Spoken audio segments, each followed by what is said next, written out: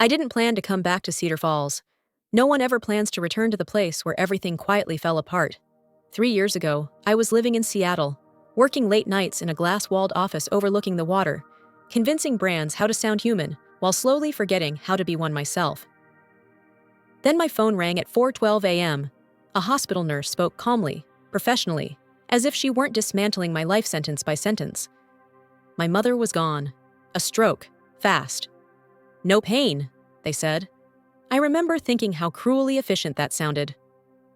I packed one suitcase. I told my boss I needed a few weeks. I never went back. Cedar Falls sits by a quiet lake in Minnesota, the kind of town where the streets look frozen in time, and grief has room to echo.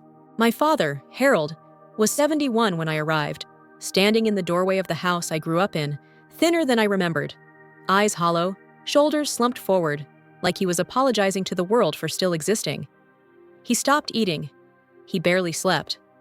Some nights, I'd hear him moving around at 3 a.m., opening and closing drawers, forgetting what he was looking for, whispering my mother's name as if she might answer from the other room. So I stayed. At first, it felt temporary. I told myself I was just helping him stabilize. But days became weeks, weeks became months, and before I realized it, 3 years had passed. I handled everything: doctor appointments, medication schedules, bills, repairs the house had ignored for decades. I learned how to unclog drains, negotiate insurance claims, and sit through long silences without trying to fill them. I learned how expensive grief could be. I lived small. I cooked simple meals. I wore the same coats year after year. What no one knew was that after my father went to sleep, I opened my laptop and worked. Freelance projects, late-night contracts, deadlines I met quietly, invisibly. I hid that money carefully, not because I was ashamed, but because experience had taught me something uncomfortable about family. If they knew I had resources, they would find a way to claim them. My brother Victor lived in Chicago. On paper, he was impressive. Investment advisor, tailored suits, sharp opinions. He rarely came home, but when he did, he spoke as if distance gave him authority. He'd walk through the house, pointing out things that needed fixing, questioning my decisions, asking how Dad's money was being managed. Never once did he ask how I was holding up. My sister Daphne lived in California. She preferred phone calls to presents. Her advice arrived in polished sentences, heavy with judgment. She suggested care facilities, professional help, boundaries. She always spoke as if I were the problem that needed managing. Somewhere along the way, a story formed without my consent. I became the daughter who never left, the woman who failed to build a life, the one living off her father's generosity. Victor said it once, not even angrily, just casually, over dinner. "You're lucky Dad lets you stay here rent-free." I remember gripping my fork so tightly, my hand went numb. What no one saw were the nights I sat on the bathroom floor after my father fell asleep, pressing my palm to my chest, trying to slow my breathing. What no one acknowledged was that I had given up everything quietly, without applause, without reassurance, because someone had to stay. And I believed it should be me. There were moments I almost told them the truth, about the work, the savings, the fact that I could leave if I wanted to. But every time I opened my mouth, I saw how easily they dismissed me, how comfortable they were with the version of me that fit their narrative. So I stayed silent. I told myself that love didn't need witnesses, that sacrifice didn't require recognition, that if I just held on long enough, things would settle. The accident happened on an ordinary afternoon, which somehow made it worse. My father slipped on the back steps while carrying a box of old tools he refused to throw away.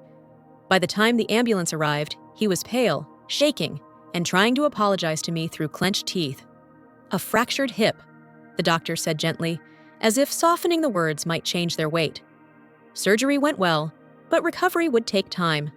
More time than our house, or my exhausted routines, could safely handle.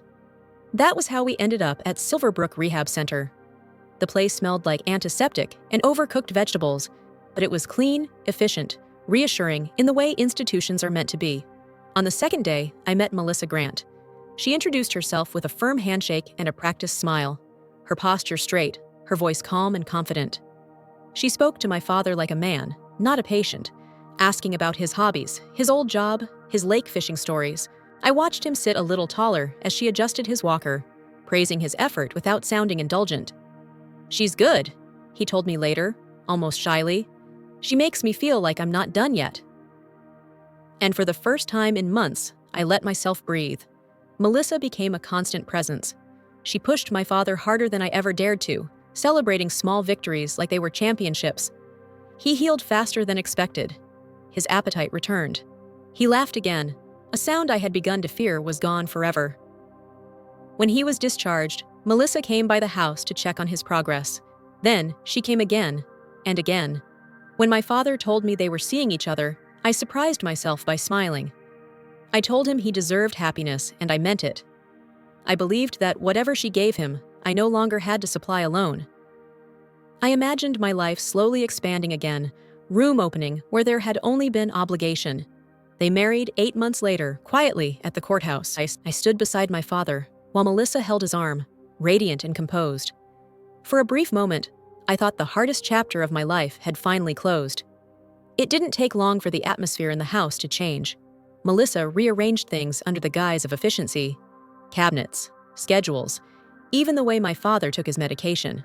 One afternoon, I heard her refer to my childhood bedroom as the spare room. She said it lightly, almost joking, but when I looked at her, her eyes didn't smile. "You know," she added later, stirring her coffee slowly, "at some point, you'll want your own space again, your own life." I nodded, even though my chest tightened in a way I couldn't explain. Around the same time, my brother began visiting more often. Victor showed up in Cedar Falls with alarming frequency, suddenly invested in Dad's finances, asking questions about property taxes, insurance policies, long-term planning. He and Melissa spoke in lowered voices in the living room, papers spread across the dining table like a strategy map. When I entered, conversations stopped. Daphne called more, too. Her tone had shifted.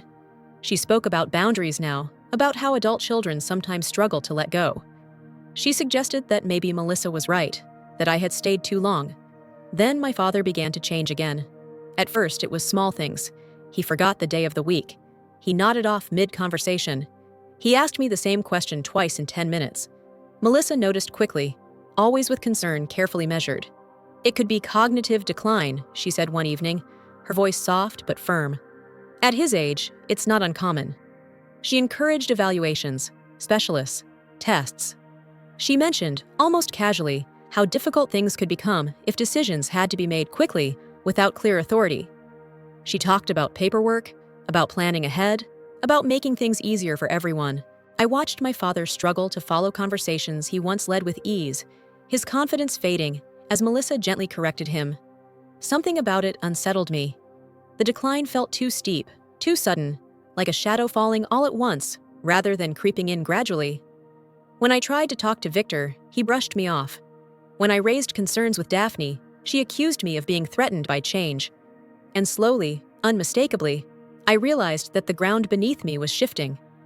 The house no longer felt like mine. My role no longer felt necessary. I had not lost my place all at once, but piece by piece, under polite smiles and reasonable explanations. I didn't know yet what was causing it. I only knew that something was wrong and that the people I trusted most seemed very comfortable pretending it wasn't. I stopped trusting the silence before I ever found proof. There was a rhythm to my father's decline that didn't make sense. I knew his habits too well, the way his mind used to wander slowly and then circle back. This was different. His thoughts didn't drift, they dropped. Conversations ended abruptly, like a light being switched off mid-sentence. Some mornings, he stared at his coffee as if unsure what it was for, his hands trembling just enough to notice. One afternoon, while putting away his medication, I realized something small but wrong. The pills in one bottle didn't match the label. The dosage markings were slightly off, the color unfamiliar. When I checked the refill date, it didn't line up with his prescription schedule. I told myself it was a pharmacy error until I remembered Melissa insisting she would handle all medication now, saying it was better to keep things simple. That night, I watched her more carefully. She stood by the counter, her back to me, crushing a pill between 2 spoons with deliberate pressure. When she turned, she smiled easily, sprinkling the powder into my father's applesauce as if it were cinnamon. My heart pounded so hard I thought she might hear it. "He needs help sleeping," she said calmly, noticing my stare. "His mind doesn't shut off anymore." I nodded. because that was what I had learned to do. I didn't confront her, not then. I took notes instead. Dates, times, how my father behaved before and after each dose. I slipped a pill into a plastic bag and hid it in the back of my desk drawer. Every instinct in me screamed that I was standing on thin ice, but I also knew that if I moved too fast, I would lose everything. The truth didn't come all at once. It arrived in fragments, sharp and unforgiving. I was halfway down the stairs one evening when I heard voices in the living room. Melissa's tone was low, intimate, stripped of the gentle professionalism she used around my father. Victor answered her, his voice tight with impatience. "You promised me this wouldn't drag out," he said. "I'm doing what I can," she replied. "He's slowing down. Another few months and no one will question it." My breath caught. I pressed myself against the wall, heart hammering, afraid that even breathing might give me away. "And Eleanor?" Victor asked. "She's already on the outside," Melissa said. "She just doesn't know it yet." There was a pause, then a sound that made my stomach turn. Laughter. Quiet. Familiar. The kind shared by people who knew each other far too well. "You shouldn't have followed me to Cedar Falls," Melissa said softly, though there was no real reproach in her voice.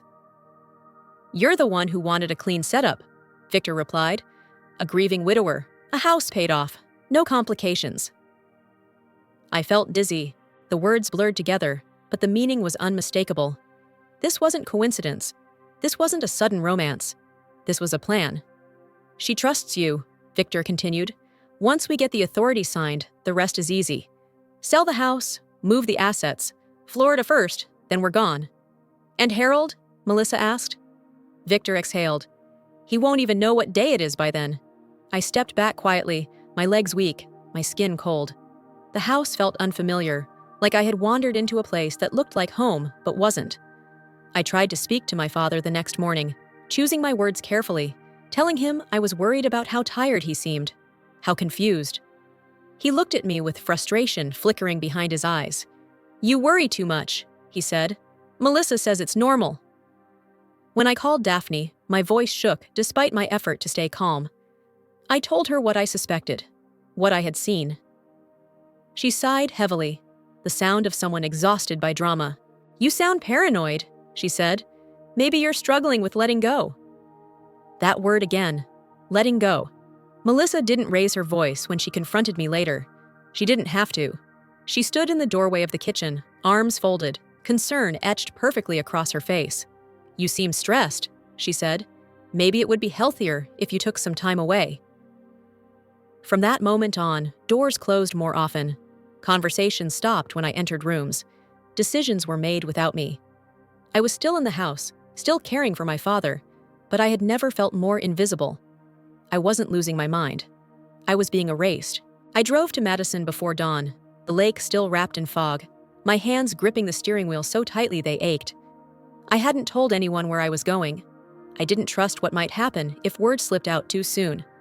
By the time I pulled into the small brick building where Thomas Reed kept his practice, I felt hollowed out, like fear had burned through everything else.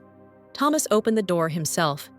He studied my face for a long moment before saying a word, then stepped aside and let me in. "You don't look like someone who's confused," he said quietly. "You look like someone who's being cornered." I told him everything, not in a rush, not dramatically. I laid it out the way I had learned to survive these past months, carefully, methodically. The medication, the conversations I overheard, the way my father faded in front of my eyes while everyone else insisted it was natural. Thomas didn't interrupt. He took notes with steady hands, his jaw tightening only once, when I mentioned my brother.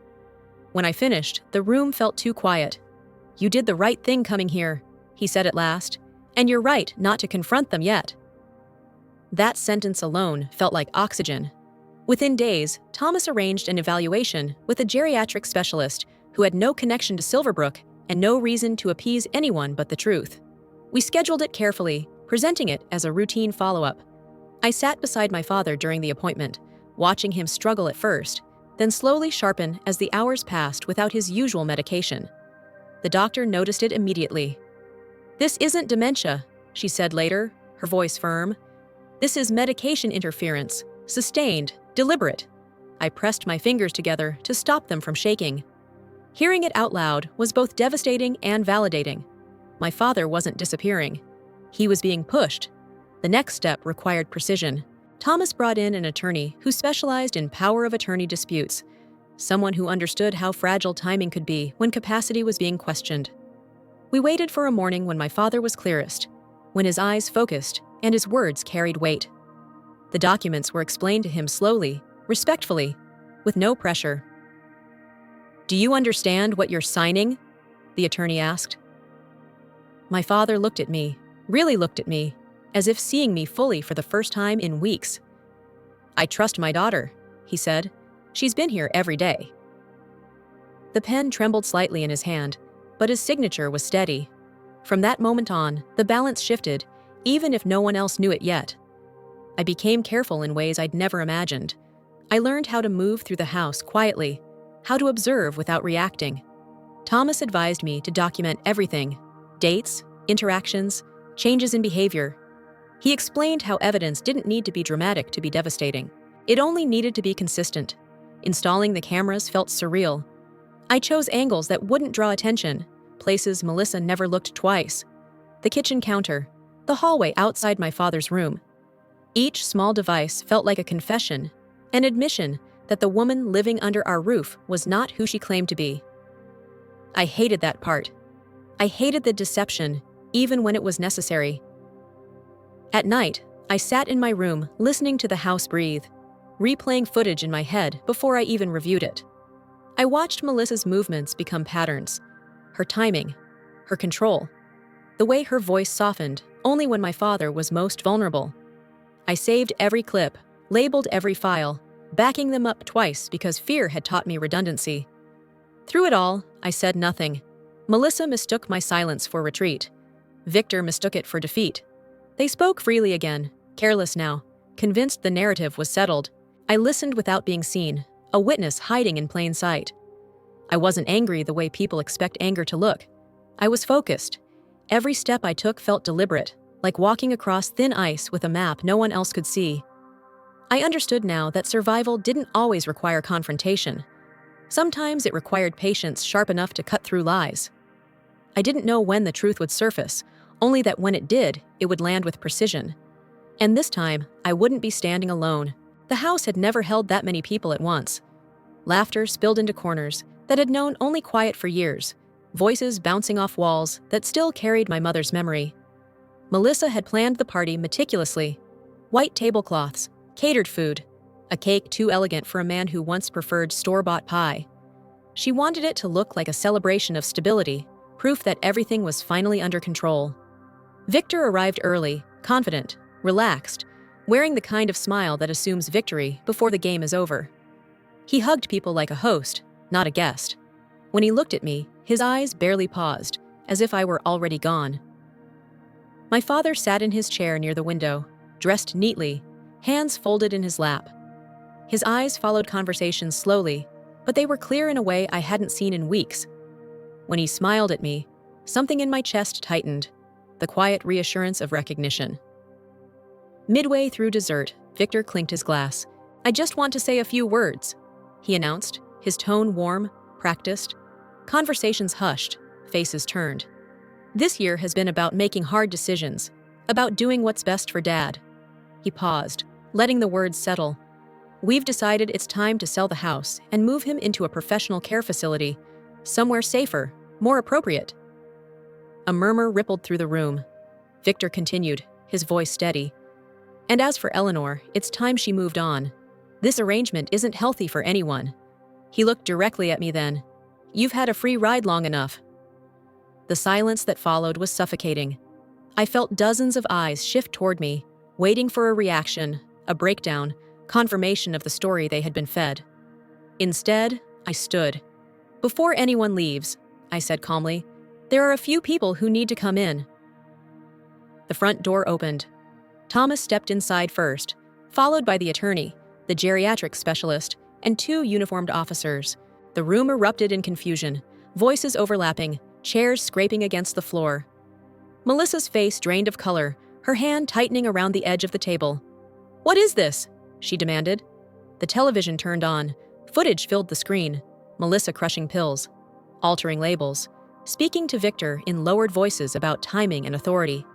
Emails appeared next, projected clearly, outlining property transfers, shell companies, and plans to relocate funds through Florida accounts. The evidence unfolded methodically, each piece landing with devastating clarity. Victor tried to speak, then stopped when the doctor stepped forward. "Harold Brooks does not suffer from dementia," she said firmly. "His cognitive impairment was caused by sustained misuse of sedative medication." The room fell apart. Melissa backed toward the door, shaking her head, whispering that it was a misunderstanding. Victor shouted, accusing me of manipulation, of betrayal, of poisoning my own father against him. His voice cracked under the weight of the proof. My father rose slowly from his chair. "Get out," he said, his voice quiet but unyielding. He looked at Melissa, really looked at her, as if seeing her for the first time. "You are no longer welcome in my home." She opened her mouth, then closed it when the officer stepped forward. Harold turned to Victor next. "You are no longer my son in any way that matters." The words were devastating in their restraint. The party ended not with applause, but with handcuffs, whispered conversations, and the slow realization that the truth had been hiding in plain sight all along. In the weeks that followed, the house grew quiet again, but this time the silence felt earned. My father improved steadily once the medication was stopped. His mind sharpened. His laughter returned, softer now, but real. One afternoon, sitting across from me at the kitchen table, he reached for my hand. "I should have protected you," he said. "You protected me instead." I didn't need more than that. On a cool morning not long after, I sat by the edge of Cedar Falls Lake, watching the water ripple under a pale sky. I thought about all the years I'd spent measuring my worth by how invisible I could be. I understood now that staying hadn't made me weak, and leaving wouldn't have made me strong. Standing up had. Thank you for listening to this story from beginning to end.